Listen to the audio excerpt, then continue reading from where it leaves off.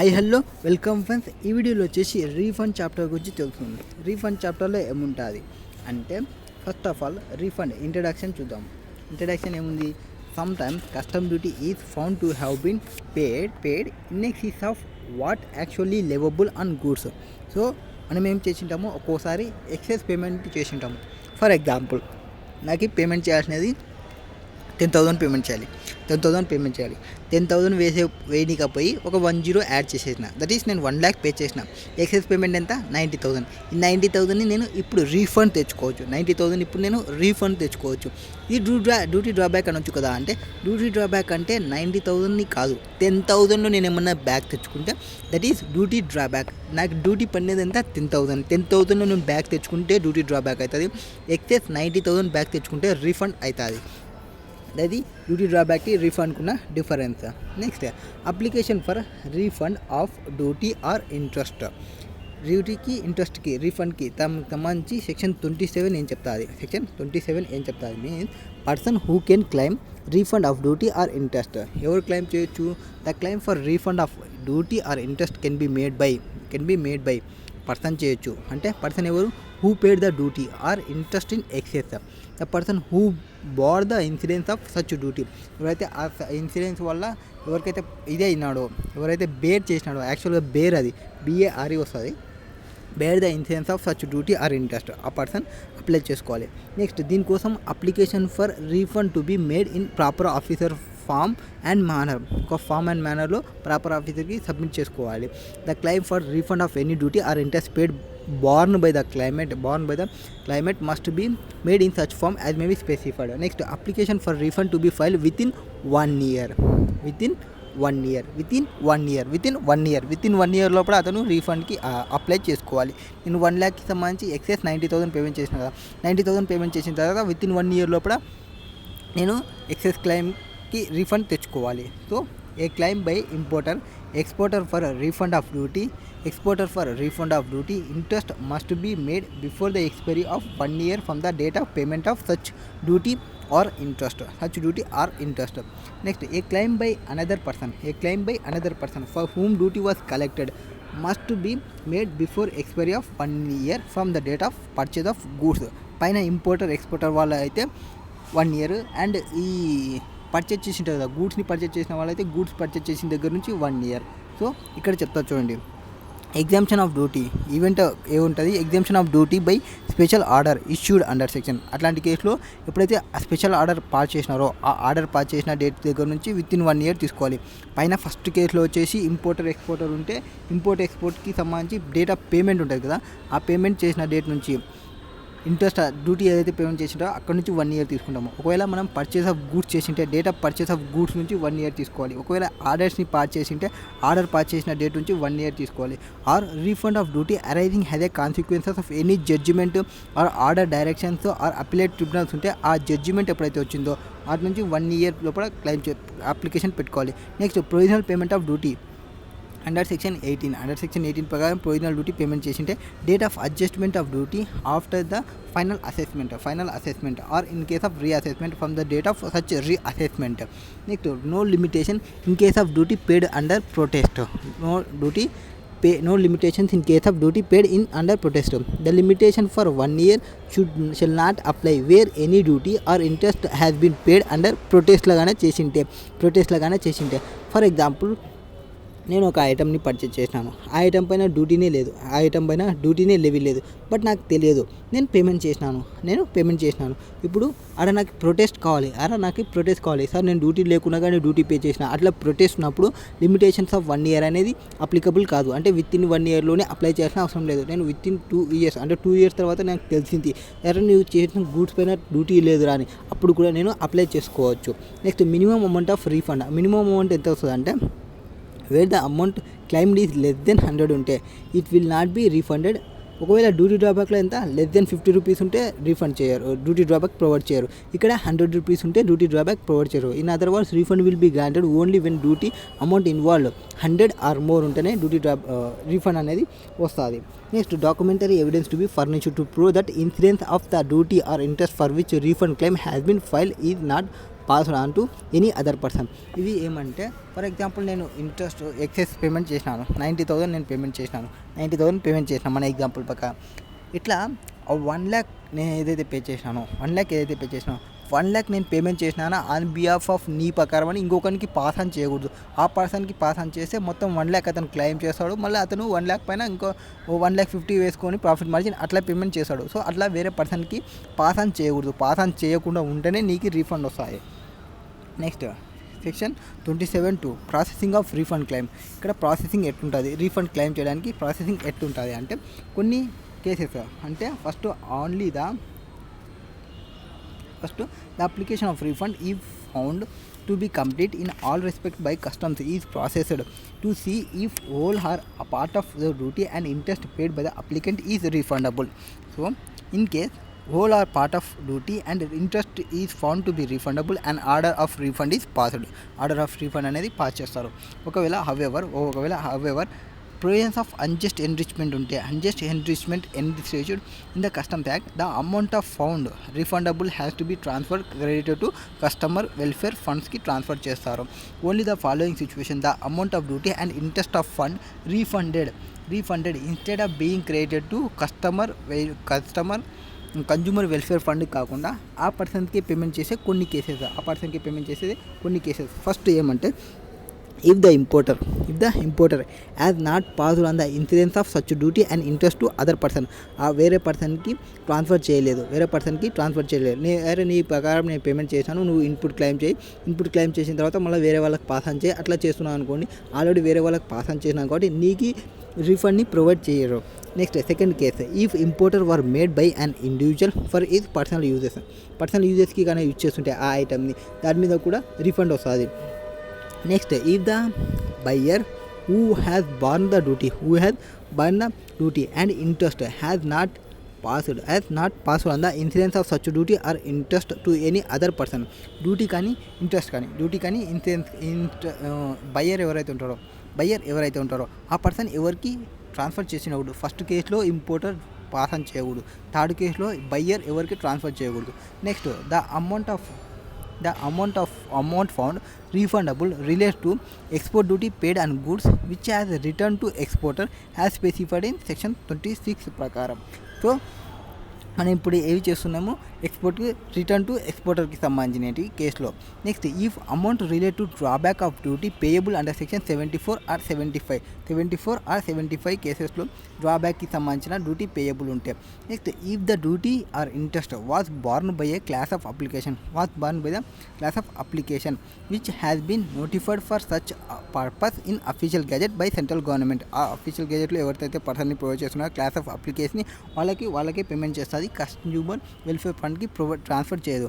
If the duty paid in excess by the importer before an order permitting clearance of goods for home కన్జంప్షన్కి చేస్తే such excess payment of duty is evident.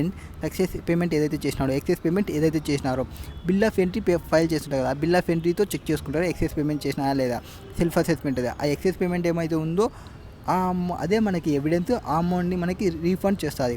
Next the duty actually payable is reflected in the reassessed bill of entry. ఒకవేళ బిల్ని reassess చేసింటే ఆ reassessed bill of ఎంట్రీని reassessment తీసుకుంటుంది. ఈ కేసులో కన్జ్యూమర్ వెల్ఫేర్ ఫండ్ కాకుండా ఆ పర్సన్కి పేమెంట్ చేస్తారు. ఒకటి ఇంపోర్టర్ ఉండి వేరే వాళ్ళకి పాస్ చేయకుంటే థర్డ్ పార్టీకి.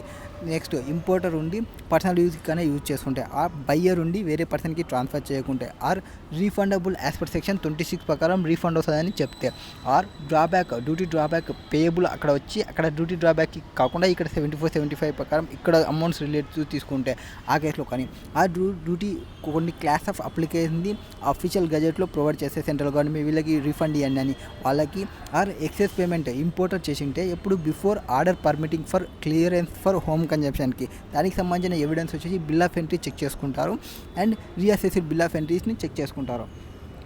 Next doctrine of unjust enrichment with respect to refund of duty. ఇక్కడ ఏం జరుగుతుంది అంటే unjust enrichment with respect to refund of duty, that is when an importer imports goods, ఎప్పుడైతే ఇంపోర్టర్ ఇంపోర్ట్ చేసుకుంటారో గూడ్స్ని, he has to pay the customs duty on such goods. So ఆ goods పైన importer ఏం చేయాలి, పే చేయాలి డ్యూటీని. Okay, similarly Similarly, in case of export goods, if the same is leviable to export duty, the exporter pay the export duty. So import చేసుకున్నప్పుడు import duty pay చేస్తాడు, ఎక్స్పోర్ట్ చేసుకునేటప్పుడు ఎక్స్పోర్ట్ డ్యూటీ పే చేసుకుంటాడు. And ఈ duty this duty is recovered from purchaser when the goods are sold by the importer. ఈ ఏం చేస్తాడు, ఈ డ్యూటీని రికవర్ చేసుకుంటారు. ఎవరి దగ్గర నుంచి? పర్చేజర్ నుంచి రిసీవ్ చేసుకుంటారు. ఎప్పుడు? సోల్డ్ బై ద ఇంపోర్టర్ ఎప్పుడైతే సోల్డ్ చేసింటారో అప్పుడు. ఇన్ అదర్ వర్డ్స్లో చెప్పాలంటే the incidence or burden of duty is passed on the purchaser. ఎవరికి పాస్ అయింది? పర్చేజర్కి పాస్ అయింది. For whom the importer collect the custom duty. Subsequently, if the importer makes a claim for refund of duty and receives the amount from the government also, then this would be called as unjust enrichment. దీన్ని ఏమంటారు? Unjust enrichment అంటారు. ఏమైంది? వేరే పర్సన్కి transfer చేసి మళ్ళీ ఇతను refund of డ్యూటీకి పెట్టుకుంటే, ఆ రీఫండ్ ఆఫ్ డ్యూటీ గవర్నమెంట్ నుంచి కలెక్ట్ చేసుకుంటే దీన్ని అన్జస్ట్ ఎన్రిచ్మెంట్ అంటారు. అన్జస్ట్ ఎన్రిచ్మెంట్ అంటారు. Therefore where there is excess collection of duty. ఏం జరిగింది అక్కడ? There is excess collection of duty. The refund is to be given only to the person who has borne the burden of duty. ఎవరైతే duty బర్డెన్ని borne చేస్తున్నారో ఆ పర్సన్కే payment చేయాలి. If any when person who applies for refund is not the person who has bought the burden. ఎవరైతే apply చేసుకున్నాడో ఆ person bear చేస్తున్నట్టు కాదు. ఎవరైతే లాస్ట్ పర్సన్ ఉన్నారో ఆ లాస్ట్ పర్సన్కి మాత్రమే పేమెంట్ చేయాలి. So the refund is paid in to fund call consumer welfare fund.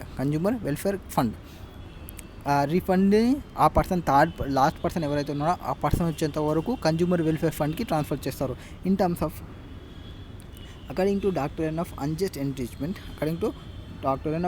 enrichment imply that no person should enrich himself at the cost of others. వేరే వాళ్ళ కాస్ట్ని ఈ పర్సన్ తీసుకోకూడదు. వేరే వాళ్ళకి అయ్యే కాస్ట్ ఈ పర్సన్ ఎన్రిచ్ చేసుకోకూడదు. therefore wherever there is excess collection of duty, the refund is to be given only to the person who has been borne అని చెప్పేసాము. Next the refund is paid into the fund called customer welfare. Therefore it is not noteworthy that even the customs authorities are not entitled to retain the excess payment of duty merely because the refund cannot be given to the application he has passed on the coincidence. In terms of section 27 ప్రకారం ఏం చెప్తా అంటే, importer కానీ REC agent కానీ are buyer కానీ who has been charged the duty by importer has to prove that he has not passed the burden of duty to another person. burden డ్యూటీని ఎవరికి transfer చేయలేదని అది ప్రూవ్ చేసుకోవాలి. In order to be given refund of duty. Section 28D create statutory presumption that he did not pass on the burden of duty. This presumption has to be refuted by proving the contrary. If he succeeds in this, the claimant he is given refund in terms of section 27(2). So అది prove చేసుకుంటే అతనికి refund ఇస్తారు, లేకుంటే రిఫండ్ని provide చేయరు. The importer has imported an articles which has been valued at 1000ని value చేసినాము. The custom duty in these articles comes 250 rupees, దాని యొక్క custom duty. Now importer add the profit margin వచ్చేసి 250 రూపీస్ ప్రాఫిట్ మార్జిన్ యాడ్ చేసుకున్నాడు. Okay, అంటే ఎంత అవుతుంది? 250 1500 అవుతుంది. Okay, sell the article for 1500. Now the price charged by the importer consist of duty element which he has been passed on the buyer. So 1500కి sale చేసినామంటే అతని యొక్క బర్డెన్ని బయ్యర్కి ట్రాన్స్ఫర్ చేసినట్టు. Okay, if later on it was found that there was an error resulting in excess payment of duty, 250 rupees అంటే excess duty payment చేసినారంట. ఎంత యాక్చువల్గా పేమెంట్ చేయాలనేది? such excess duty is liable to be refunded, but as may be seen above, the importer has already collected the duty from the purchaser నుంచి already collect చేసుకున్నాడు. and if any refund is granted to him, it would confer on him a double benefit to which he does not have a valid right. Therefore in such cases the refund is credited to the consumer welfare fund కి transfer చేస్తారో ఆ amount ఏదైతే excess amount collect చేసుకున్నారో ఆ amount. Next the landmark judgment ఏం చెప్తారంటే, on refund is by a 9-member bench. ఇక్కడ ఏం చెప్పినా అంటే, తో జడ్జిమెంట్ ఈజ్ ఫ్రమ్ ఎర్త్వెల్ central excise law, the principle laid down in judgment applicable to all indirect tax. The principles laid down in this judgment can be summarised as follow. ఏం చెప్పినా అంటే జడ్జిమెంట్లో ఒకటి, the theory of unjust enrichment is valid. Theory of unjust enrichment అనేది valid. ఎందుకంటే burden వేరే వాళ్ళకు ఉంది కాబట్టి ఆ బర్డెన్కి సంబంధించిన అమౌంట్ యాక్చువల్ పర్సన్కి పోవాలి కాబట్టి యాక్చువల్ పర్సన్ ఇప్పుడు రానప్పుడు తెలియనప్పుడు ఆ అమౌంట్ని కన్జ్యూమర్ వెల్ఫేర్కి వేయడం అనేది అన్జస్ట్ ఎన్రిచ్మెంట్ కరెక్టే, ఇది valid and constitutional. However, the theory that conversely the manufacturer would be unjustly improvised in the case of demand has not been agreed. Next, section 27 is self-contained code for refunds. Section 27 అనేది ఏమి self-contained code for refund కి resort to civil suits or raids in not permissible unless the taxing provision is struck down as unconstitutional. The general theory laid down in the certain judgment of both Supreme Court and High Court that a refund could be claimed within 3 years of discovery. 3 years of discovery of mistakes has been disproved. Next, unless the levy is struck down unconstitutional, all courts must exercise jurisdiction in terms of section 11b and refuse to grant relief if the incidence of tax has been passed on. Next, whatever amount is collected has duty will have to be paid to the government. ఏవైతే collect చేసుకున్నామో amount మొత్తం గవర్నమెంట్కి pay చేయాలి. If excess is collected then that payable it would be credited to the consumer welfare fund. ఏదైతే excess collect చేసుకున్నామో దాన్ని consumer welfare ఫండ్కి transfer చేయాలి, given as for refund to the person who has borne the insurance of duty. Next, further supreme court has held in ఒక కేసులో ఏం చెప్పిందంటే the bar of unjust enrichment will apply to refunds even in case of captive consumptions of inputs by the importer, as the incidence of duty paid on inputs are passed on to the కస్టమర్స్కి కూడా provide చేస్తుంది. Captive consumption ఉన్నప్పుడు కూడా use చేసుకుంటారు. So has held that doctrine of unjust enrichment applies even when duty is paid under protest ఉన్నప్పుడు కూడా తీసుకుంటుంది. Next, it has been held that even if there is no change in price before and after అసెస్మెంట్లో price అనేది change చేయకున్నప్పుడు కూడా ఇది unjust enrichment అనేది వచ్చేస్తుంది. Next, it does not lead to the inevitable conclusion that incidence of duty has been passed on to the buyer on such conformity may be due to various factors ఉండిండొచ్చు. So 50 రూపీస్కి purchase చేసి 50 రూపీస్కే sale చేస్తుండొచ్చు. అట్లాంటి కేసులో కన్ఫర్మేషన్కి రాకూడదు, అంటే ఆ పర్సన్కి ట్రాన్స్ఫర్ చేసినాడు అని. Next, exception to doctor unjust ఎన్రిచ్మెంట్కి ఎక్సెప్షన్స్ ఏమన్నా అంటే ఎస్, కొన్ని ఎక్సెప్షన్స్ ఉన్నాయి. అవి ఏవి ఎక్సెప్షన్స్ అంటే ఏమంటే ఫస్ట్ వచ్చేసి provided such an exception to the doctrine of unjust enrichment. In this exception, refund of duty and interest may be paid to the applicant if such amount is relatable to duty drawback payable under section 74 and 75 ప్రకారం payment చేయాల్సి వస్తే మళ్ళీ ఇక్కడ consumer welfare ఫండ్కి transfer చేయరు, ఆ duty డ్రాబ్యాక్కి payment చేసేస్తారు.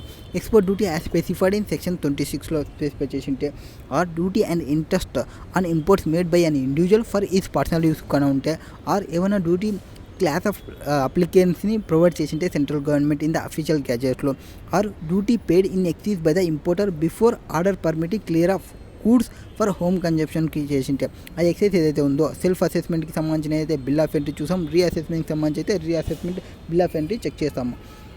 అది చెక్ చేసి ఆ అమౌంట్ని రీఫండ్ చేయాలి అతనికి. ఫర్ ఇల్లుస్ట్రేషన్ 1లో ఏం చెప్తారు, state briefly with reference to the provisions of section 27 of the customs act 1962 whether the principle of unjust enrichment will apply in case of refund of excess duty paid on car imported for personal యూజ్కి సంబంధించి కార్ని చేస్తుంటే unjust enrichment అనేది applicable అవుతుందా, applicable కాదా?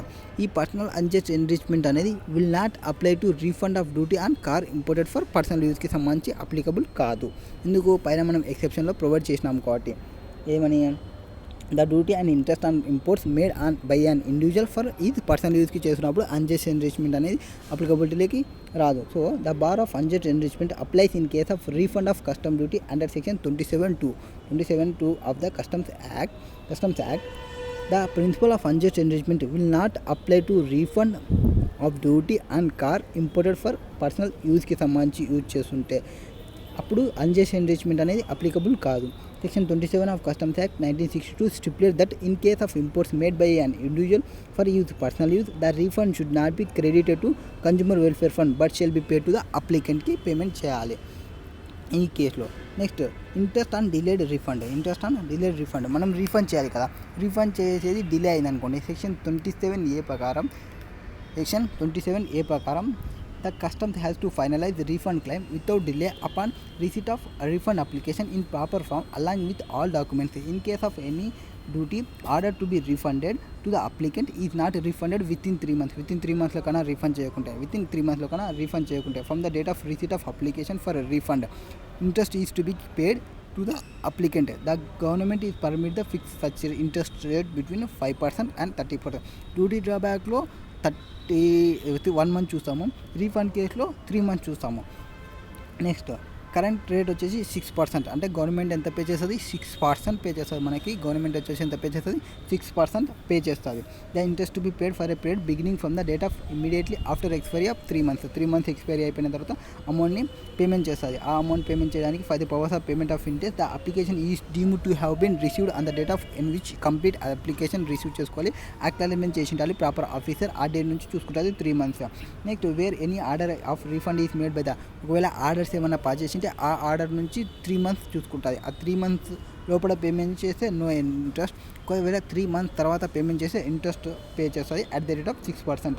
The interest on delayed refund is payable only in respect of delayed refunds of custom duty and no interest is payable in respect of deposits of such deposits for project imports as security for provisional release of goods. ఏమైనా project ఇంపోర్ట్కి సంబంధించి are provisional రిలీజ్కి సంబంధించి securities payment చేసింటే వాటికి సంబంధించి interest ఏమీ pay చేయదు. Only duty అమౌంట్కి సంబంధించిన వర్క్ మాత్రమే ఇంట్రెస్ట్ క్యాలిక్యులేషన్ చేసి పేమెంట్ చేస్తుంది. Refund of export duty in certain cases, ఇంకొన్ని కేసెస్లో రీఫండ్ చేసే కేసెస్ ఏముంటాయి అంటే రీఫండ్ని where export duty has been paid, where export duty has been paid on the exportation of any goods upon return of goods such duty shall be refunded to the person by whom or whose behalf of was paid. అంటే the goods are returned to such person otherwise than by way of resale ఉన్నప్పుడు, otherwise sale of resale ఉన్నప్పుడు the goods are reimported within 1 year from the date of exportation, ఉన్నప్పుడు and an application for refund of such duty is made before expiry of 6 months from the date on which the proper officer makes an order for the clearance of the goods. So ఈ మనం ఈ refund of export duty in certain కేసెస్లో ఎట్లుంటుంది అంటే కొన్ని కేసెస్లో ఇప్పుడైతే goods return to such person చేసింటే అదర్వైజ్ దెన్ బై రీసేల్, అట్లాంటి ఎప్పుడైతే రిటర్న్ చేసినాడో అక్కడ నుంచి చూసుకుంటాము. నెక్స్ట్ గూడ్స్ ఆర్ రీఇంపోర్ట్ చేసుకుంటే within 1 year of date of exportation చూసుకుంటాము. Next application for refund of such duty before expiry of 6 months చూసుకోవాలి. Next refund of import duty in certain కేసెస్లో refund of duty ఎట్లుంటుంది, section 26A.